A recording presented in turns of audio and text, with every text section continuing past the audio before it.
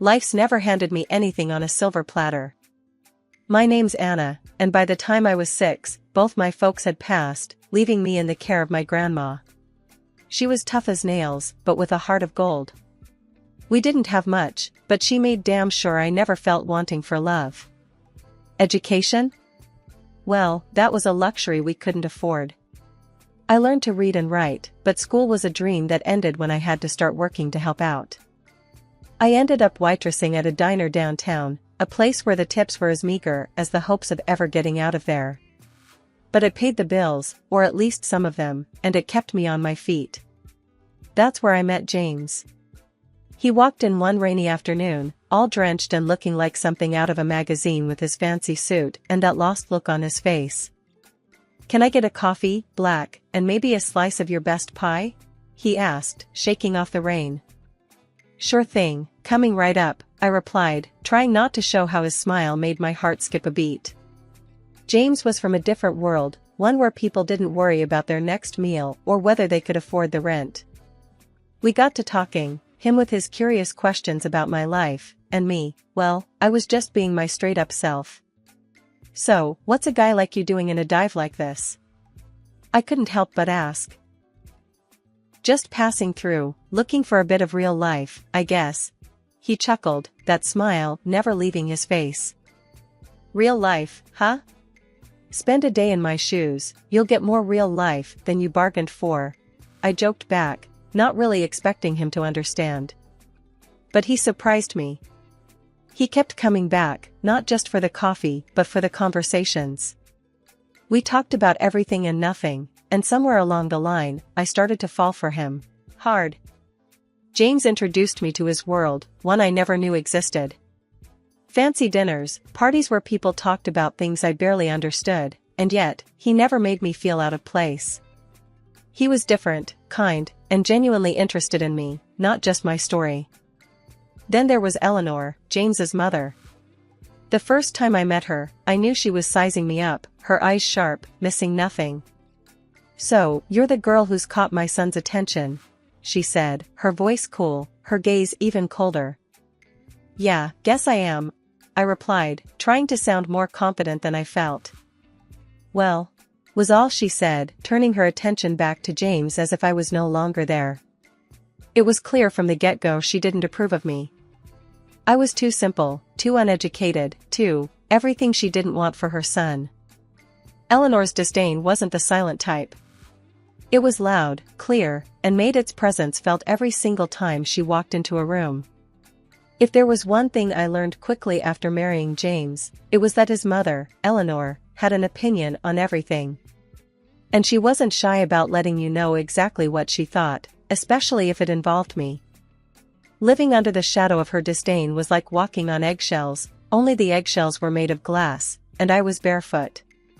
Every dinner, every family gathering, she had a way of making her disapproval known, her words sharp enough to cut through the thickest skin. One evening, James and I invited her over for dinner, a simple affair. I had spent the day cooking, trying to make everything perfect, hoping, foolishly, maybe, that I could win her over with my culinary skills.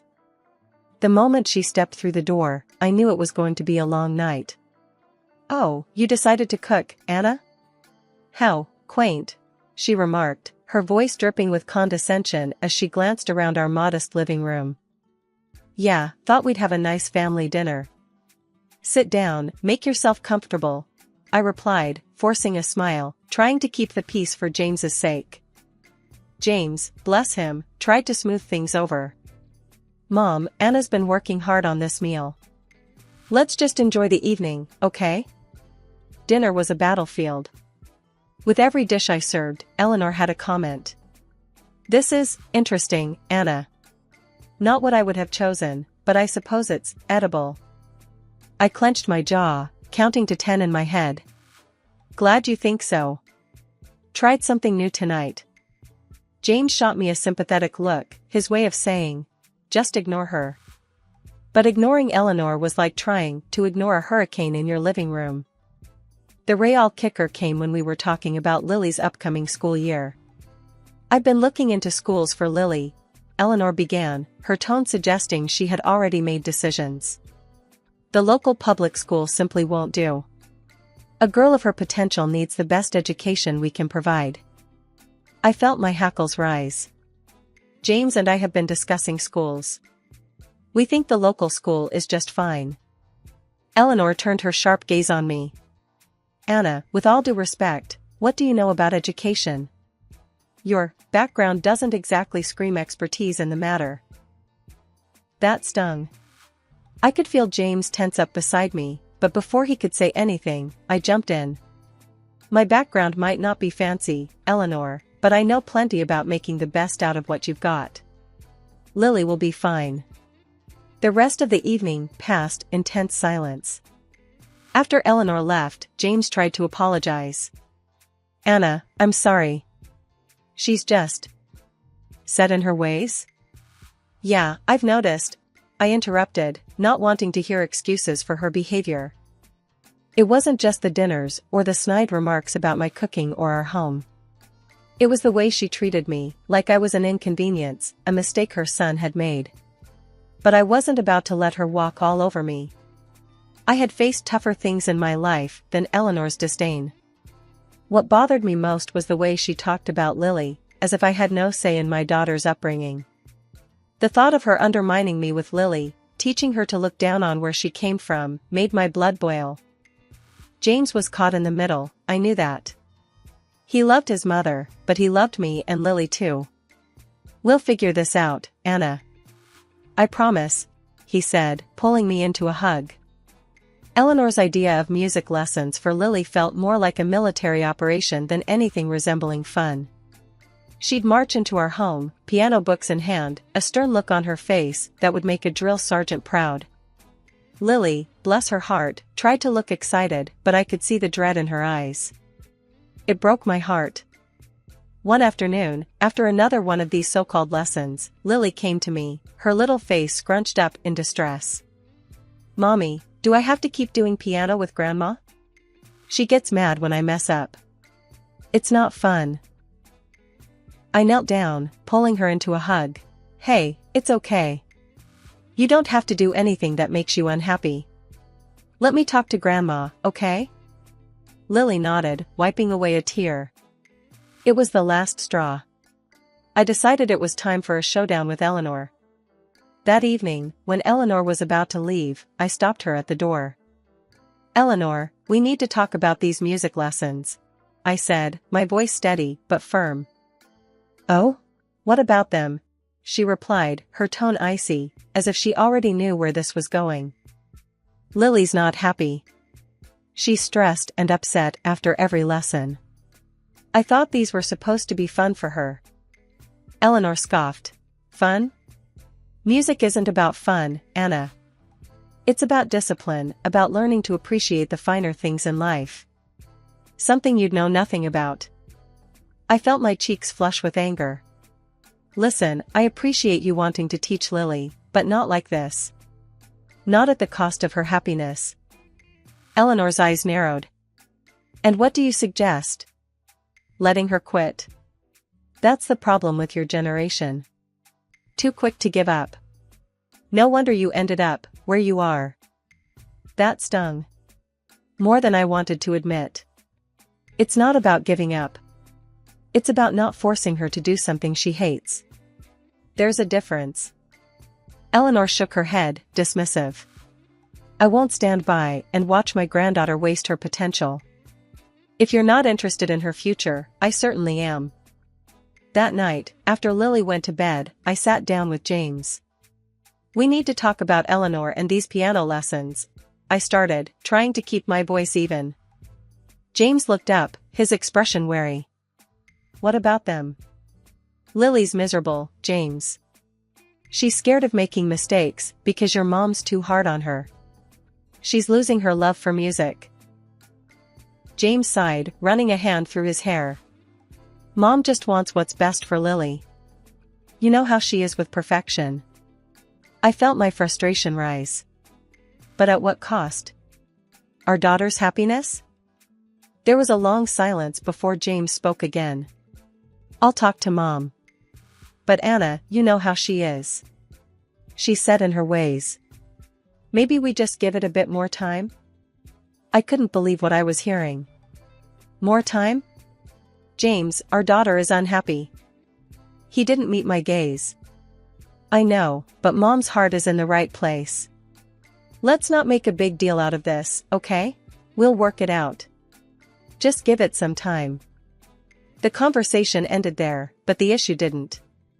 James did talk to Eleanor, or so he said, but nothing changed. If anything, the lessons became more frequent, as if Eleanor was doubling down in the face of my concerns. It wasn't that I didn't appreciate music, it was the way Eleanor lorded over Lily, pressing her own brand of perfection onto her, that rubbed me the wrong way. But Lily was a trooper, and somehow, she managed to find joy in the keys, despite her grandmother's heavy-handed teachings. As our wedding anniversary approached, James and I decided to throw a party. Nothing too fancy, just a gathering of close friends and family to celebrate another year of us. The planning was going smoothly until Eleanor threw us a curveball. I've arranged for a special performance, she announced one evening, her tone leaving no room for argument. Lily and I will be playing a duet. You'll need to rent a stage and a piano. James and I exchanged a look. A piano? He echoed, clearly taken aback. Yes, James. And make sure it's a grand piano. We'll be playing arpeggios, something Anna here might not be familiar with, Eleanor said, her voice dripping with that familiar condescension. I felt my cheeks burn, not from embarrassment, but from anger. The nerve of her, to assume I didn't know what arpeggios were. My grandmother had made sure I was as comfortable with Bach and Beethoven as I was with a frying pan and spatula. But I'd kept my musical skills a secret, a piece of me that I cherished privately, away from judgmental eyes. Not even James knew.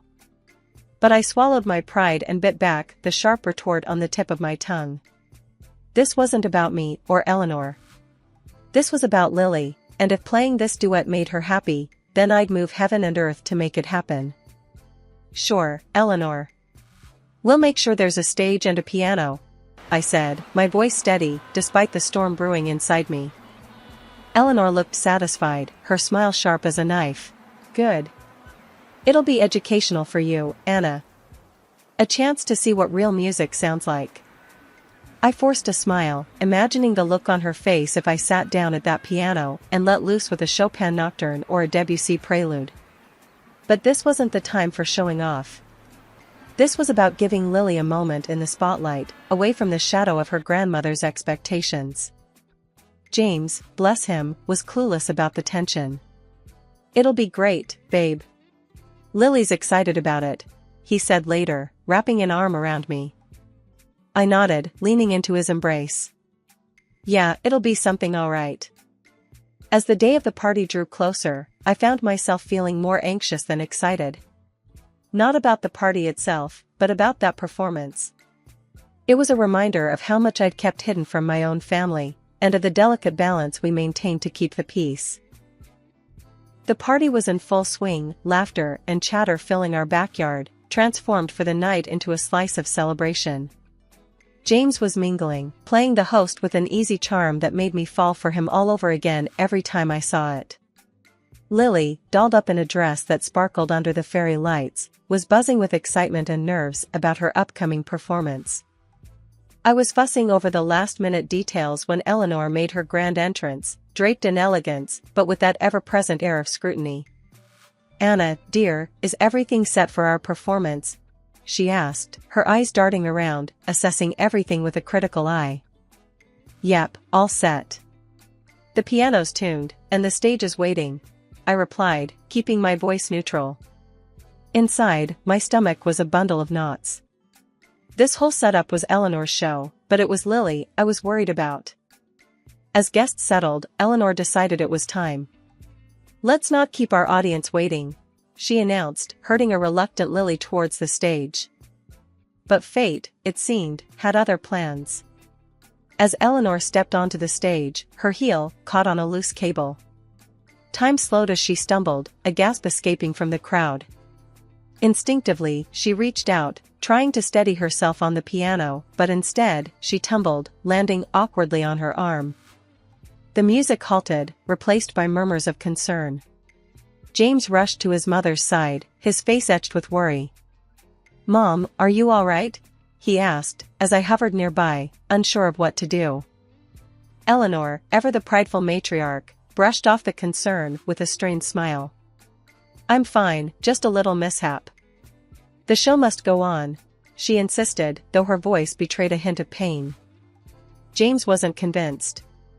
"Maybe we should cancel the performance, Mom. You need to get that checked."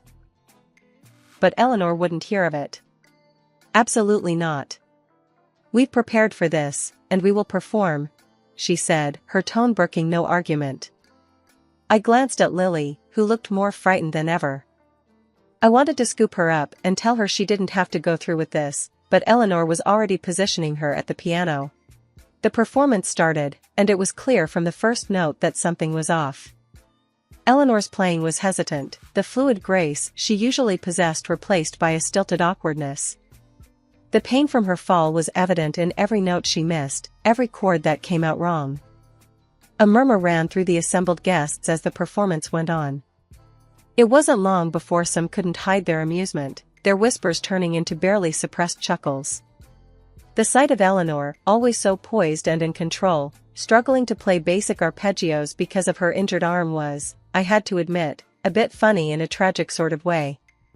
But my heart went out to Lily, caught in the middle of this farce, her eyes darting between the keys and her grandmother, a look of sheer panic on her face. The performance, meant to be the highlight of the evening, turned into a comedy of errors, with Eleanor's pride leading the charge. Despite the awkwardness of the situation, I couldn't help but feel a twinge of sympathy for her. There she was, trying to maintain her dignity in front of an audience that found her predicament amusing. It was a humbling moment for someone who seldom found themselves anything less than perfect. As I watched Eleanor stumble away from the piano, her pride taking a hit right in front of everyone, I was torn. Part of me thought, well, it's about time she came down a peg or two. But then, seeing her trying to blink away those tears of frustration, my heart softened. She might be all sorts of difficult, but she didn't deserve to be humiliated like that. And Lily, my sweet girl, looked so upset by the whole ordeal, I couldn't bear it. Eleanor, her face a mask of disappointment mixed with pain, slowly moved aside. That's when I made my decision. I wasn't about to let the evening end on such a sour note. Not if I could help it. So, there I went, taking a seat at the piano beside Lily, who looked at me with wide, questioning eyes. "Just follow my lead," I whispered to her, giving her a reassuring smile. I could feel everyone's eyes on us, curious, maybe even a bit skeptical. We started to play, and it was like magic. The notes just flowed, perfect and clear. For a few minutes, there was no Eleanor, no awkward tension, just me, Lily, and the music. I could hear the surprise in the room, the shift in the atmosphere as we hit our stride. The applause that followed was thunderous, especially from James, who looked like he might burst with pride. But it was Eleanor's reaction that caught me off guard. She was standing there, tears streaming down her face, but this time they were different. There was something like respect, maybe even a hint of regret, in her eyes. I had no idea you could play," she said, her voice soft, almost lost in the buzz of the room. "A lot of things you don't know about me," I shot back, half teasing, half serious. It was a moment of triumph, sure, but it was also a bridge, a way to show her there was more to me than she'd ever given me credit for. Lily, ever the showman, took her little bow, her face lit up with a mix of relief and joy. And as the applause died down, I stayed seated at the piano, my fingers resting lightly on the keys, ready for the next piece. "Wow, Anna, that was incredible." "I had no idea," James said, his voice filled with wonder and something akin to disbelief. Eleanor cleared her throat, stepping closer, her gaze fixed on me. "Anna, I must admit, that was quite a performance. You and Lily, you played beautifully together." I raised an eyebrow, surprised by her concession. "Thanks, Eleanor. Music's always been a big part of my life. Just never had the chance to show it off like this." The guests murmured their agreement, some still clapping softly, their smiles genuine and encouraging. It was a rare moment of unity, the usual tensions forgotten in the wake of our shared experience. Lily tugged at my sleeve, her earlier shyness replaced by excitement. "Mom, can we play another one? Please?"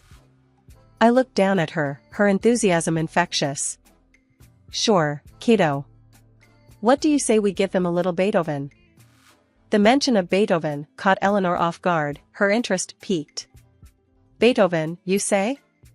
I didn't realize you were familiar with his work." "There's a lot of things about me you're not familiar with," I shot back, not unkindly. I turned to the guests, who were watching our exchange with a mix of amusement and curiosity. "Everyone, we hope you enjoy this next piece. It's one of our favorites." As Lily and I launched into the first few bars of Für Elise, a piece so familiar yet always capable of evoking deep emotions, the room settled into a hushed reverence. The music flowed from us, a testament to hours of practice and a shared love for the piano that I hadn't realized was so strong in my daughter. When the piece ended, the applause was louder, more assured. It was as if our performance had woven a thread of connection through everyone present, drawing us together in appreciation of something truly special. James came over, his pride evident. "I think we might need to get a second piano at this rate," he joked, but I could tell he was seriously considering it. Eleanor approached again, this time her expression softer, more reflective. "Anna, I was wrong about you. Your love for music, for our family, it's clear. I'm sorry for any harsh words I've said." I was taken aback by her apology, the sincerity in her voice unmistakable. "Thank you, Eleanor. That means a lot coming from you. Maybe we can start fresh?"